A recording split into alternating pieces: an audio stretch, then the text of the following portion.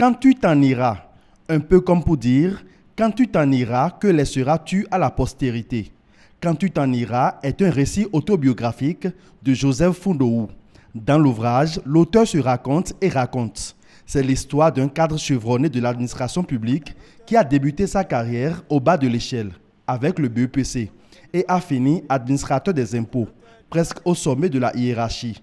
Cet ouvrage se veut un partage d'expériences avec la jeune génération, une invite à l'abnégation et à la détermination. Ce qui manque à certains enfants aujourd'hui, nos enfants, nos frères, nos jeunes frères, c'est la motivation, la volonté de braver les difficultés. En termes de difficultés, j'en ai eu. Ça ne s'est pas passé comme une lettre à la poste.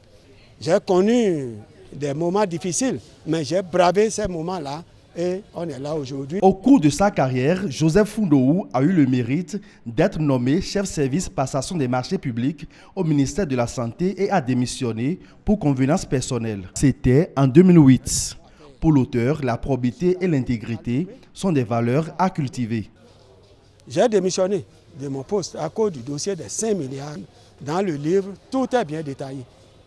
Je me suis dit, j'étais à la cellule de passation du marché public du ministère de la Santé pour pouvoir apporter l'idée qu'on peut être dans une cellule de passation des marchés publics et être juste envers tous les soumissionnaires.